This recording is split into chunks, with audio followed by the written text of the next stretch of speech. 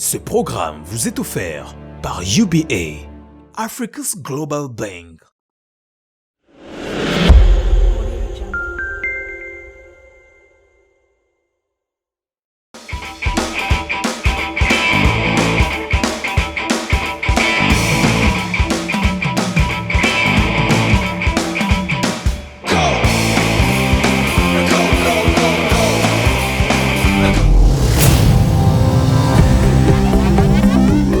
Bonjour et bienvenue dans votre programme Young and Bold, jeune et audacieux.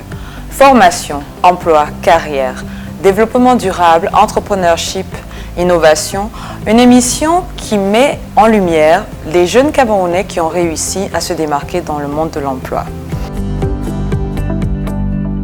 Aujourd'hui, nous avons la chance de recevoir une jeune dame très talentueuse qui occupe le poste de responsable contrôle éthique et conformité chez G.I. Joe Cameroun. Souhaitons la bienvenue à Madame Yvette Michel Mendo. Bonjour Yvette. Bonjour Valérie. Bienvenue sur ce plateau. Merci pour l'invitation. Alors, nous allons tout de suite parler de votre parcours académique.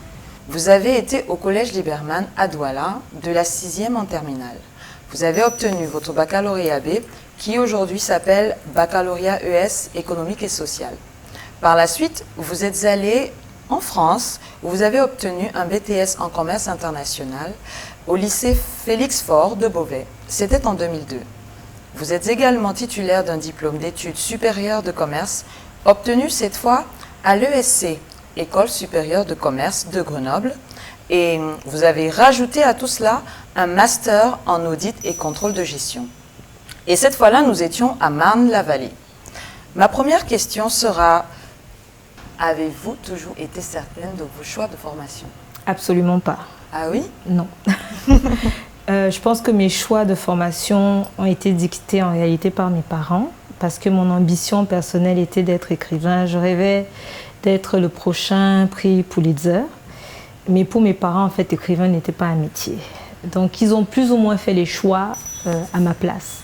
C'est comme ça que je me retrouve en BTS Commerce International. Mais après le BTS Commerce International, un semblant de direction commence à arriver. Et je me dis, la voie idéale serait une école de commerce. Et pourquoi pas, dans une certaine mesure, l'audit? Parce qu'en réalité, en école de commerce, c'est un peu le métier phare. Quand on sort d'une école de commerce, dans la majorité des cas, c'est l'audit. Donc c'est après en fait le bac et après le BTS Commerce International que j'ai eu une idée de ce que je voulais faire. D'accord. Justement, vous avez précisé l'audit. Vous avez travaillé chez PwC, PricewaterhouseCoopers, une entreprise fournissant des services d'audit et de conseil. Par la suite, vous avez travaillé dans la banque au Cameroun et aujourd'hui, vous êtes responsable contrôle, conformité et éthique pour G.I. Joe Cameroun. S'il vous plaît, expliquez-nous, quel est votre métier? En réalité, mon métier, si je veux caricaturer, je dirais que je suis la police. En réalité, s'il faut caricaturer, s'il faut donner un nom, je dirais que je suis la personne qui est derrière tout le monde pour s'assurer que chacun fait ce qu'il est supposé faire en respectant les procédures de l'entreprise et surtout en respectant les valeurs. Chez Diageo, les valeurs, le code de conduite, ce sont les éléments fondateurs de notre structure. Donc mon travail au quotidien, c'est d'être sûr qu'on atteint nos objectifs, mais de la manière la plus éthique possible, sans avoir des process qui ne sont pas respectés, sans frauder, de la manière vraiment la plus éthique qu'on puisse imaginer. En réalité, c'est ça mon travail. Et je m'assure aussi que nous avons un environnement de contrôle qui est sûr, qui est fiable. En vous voyant, Yvette, on dira c'est une femme coquette. Mais en même temps, votre métier, c'est faire le policier en entreprise. Oui. Qu'est-ce qui vous a motivé? En réalité, je pense que c'est un peu un trait de caractère. C'est-à-dire que je suis un peu ce qu'on appelle en anglais control freak.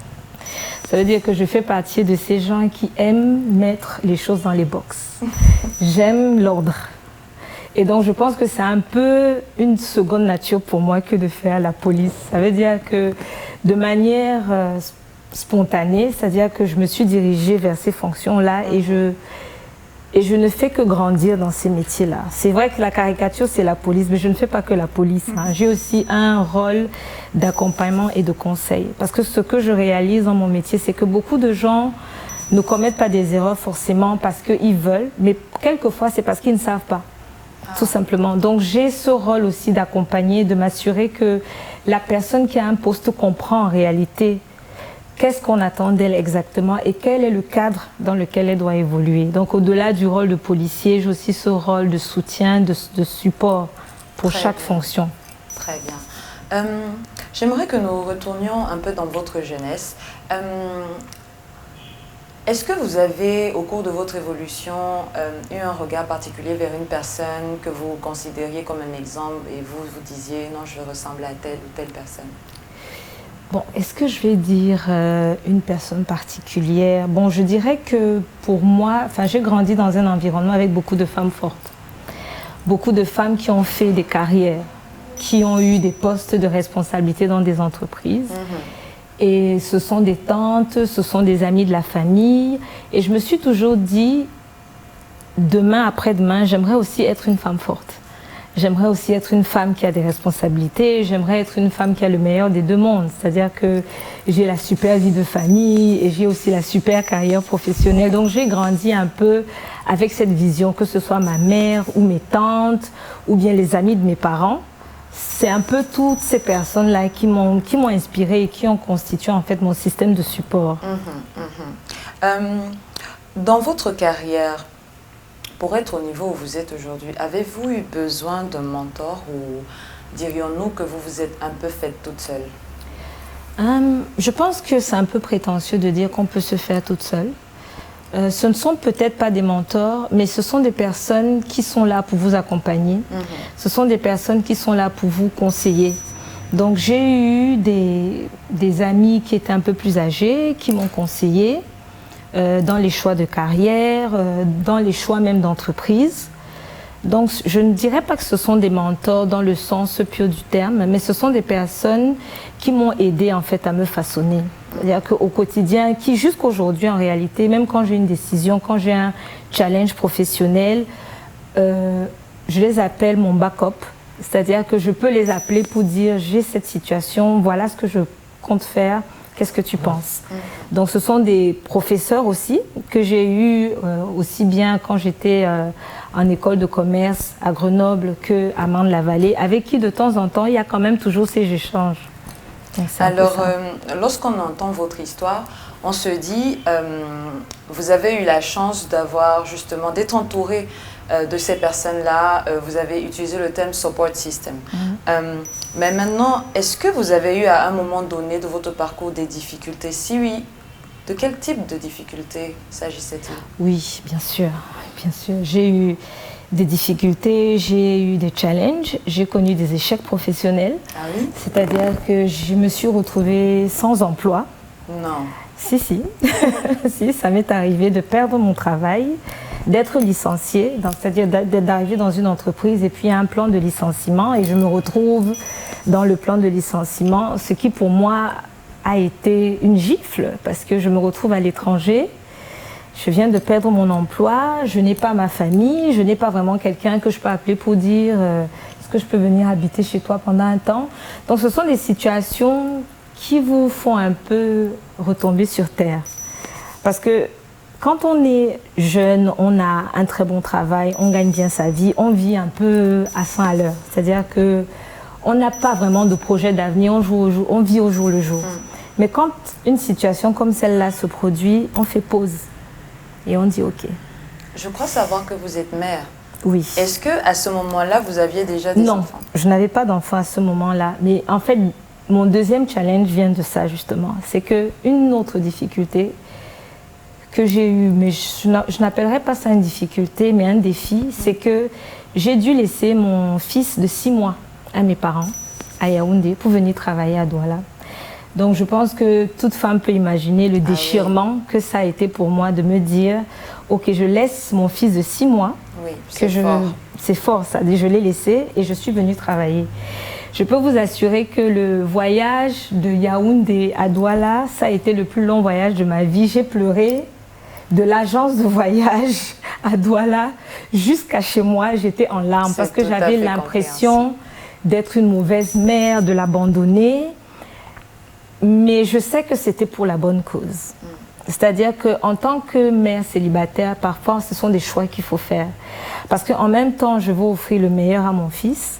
Et pour pouvoir faire ça, il faut que j'ai la carrière, il faut que j'ai les moyens financiers. Et avoir les moyens financiers, la carrière, ça demande ce genre de sacrifice. Donc ça, c'est un peu les choix que j'ai dû faire, qui n'ont pas toujours été compris par beaucoup, parce que j'ai eu beaucoup de jugements. Comment tu peux faire ça? Oui, et puis nous sommes au Cameroun, Attends, dans notre culture. Dans notre culture, une femme ambitieuse, c'est perçu un peu comme une menace, c'est perçu comme, de toute façon, celle-là. Mais je savais ce que je voulais. Et je savais qu'à la fin de la journée, j'allais récupérer mon fils. Je l'ai récupéré 4 ans plus tard, quand même. Le temps d'avoir un travail un peu plus stable, d'être financièrement plus à l'aise. Et je dirais que ça ne lui a pas fait de mal de rester avec papy et mamie. Hein. C'est un petit garçon très équilibré. Votre histoire est vraiment très poignante. Yvette, quel conseil donneriez-vous à ceux qui vous regardent aujourd'hui? Je vais utiliser un mot, je ne sais pas si c'est un vrai mot français, mais c'est la résilience.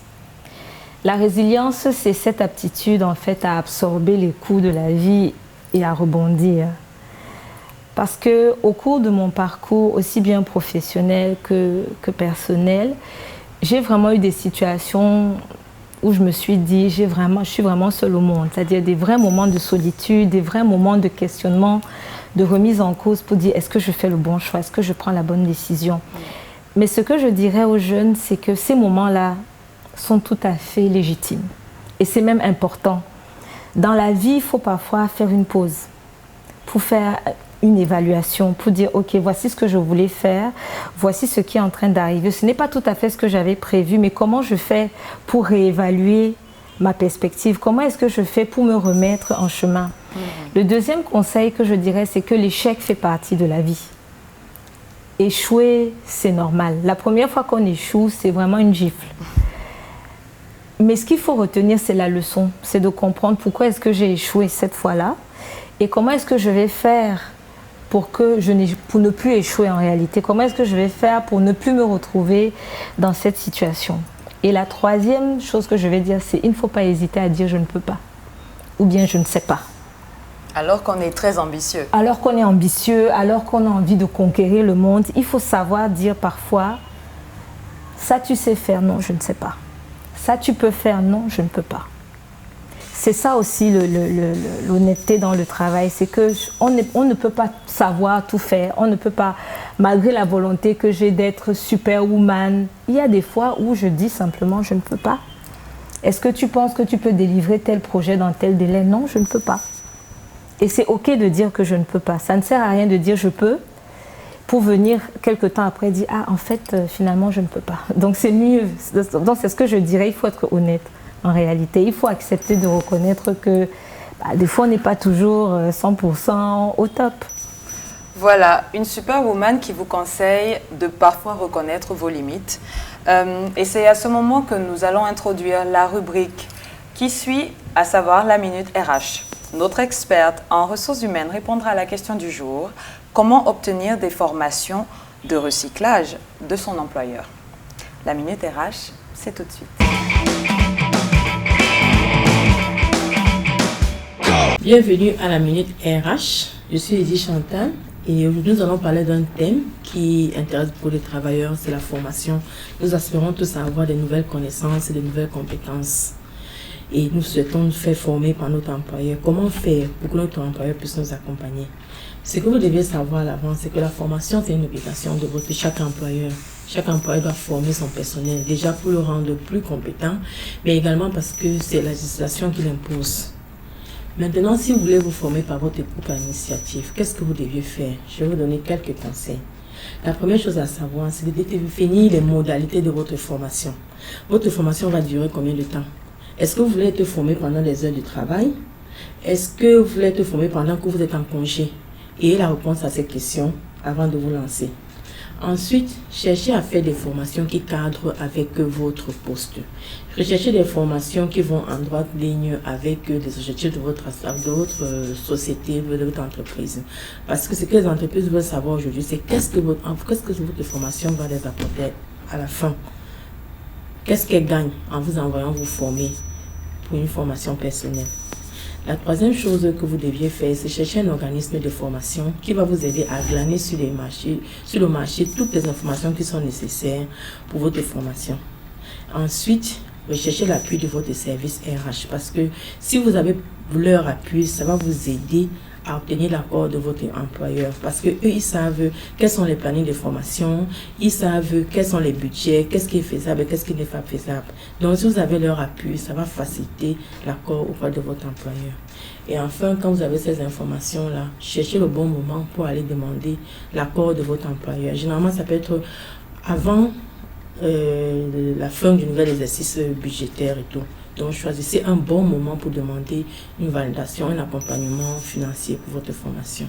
J'espère que ces petits conseils vont vous aider et je vous souhaite une bonne chance. Bienvenue chez UBA. Savez-vous que Léo vous permet d'acheter du crédit de téléphone pour vous ou pour un proche sans vous déplacer? Voici en quelques étapes comment ça marche. Ouvrez le contact Léo sur WhatsApp et dites bonjour. Sur la liste des fonctionnalités, choisissez C, achat de crédit téléphonique. Sélectionnez le numéro bénéficiaire. Si vous achetez du crédit pour votre propre numéro, tapez A. Choisissez l'opérateur. Entrez le montant que vous souhaitez recharger. Vérifiez tous les détails et tapez A pour payer. Entrez votre code PIN dans la fenêtre qui s'affiche pour authentifier votre transaction. Opération réussie. Léo, votre banquier virtuel. UBA, Africa's Global Bank.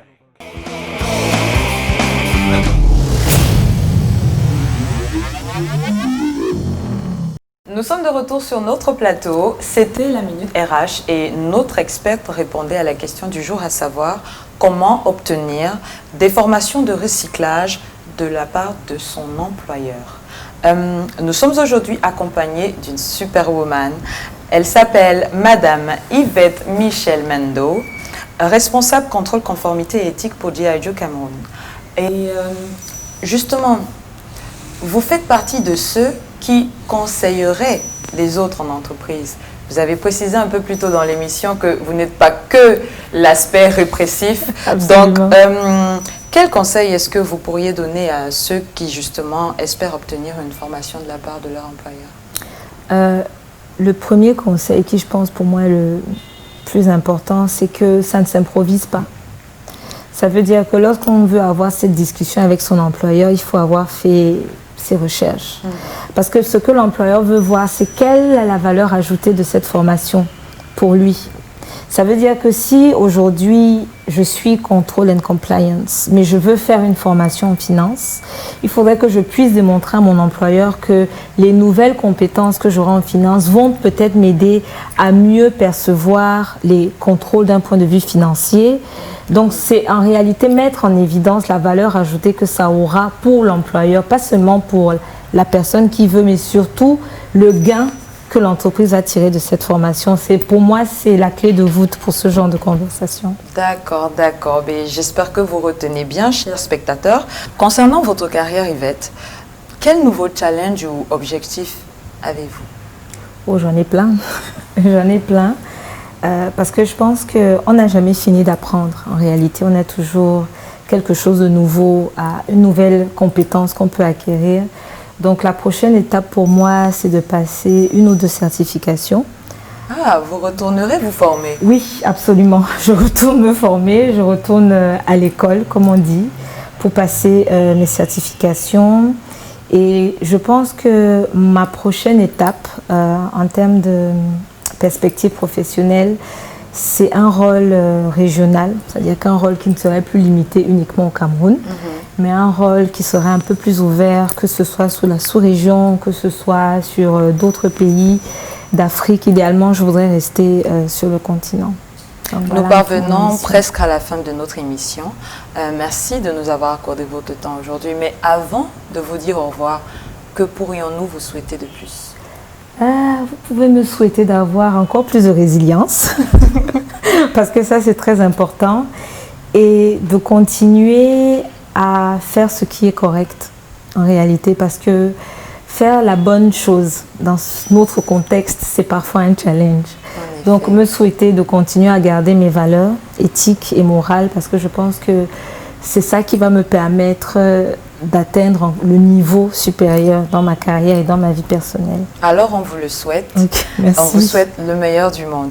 C'était votre programme Young and Bold, jeune et audacieux. À la présentation, je suis toujours Valérie Aena et je vous dis à la prochaine. Merci de nous avoir suivis. Merci.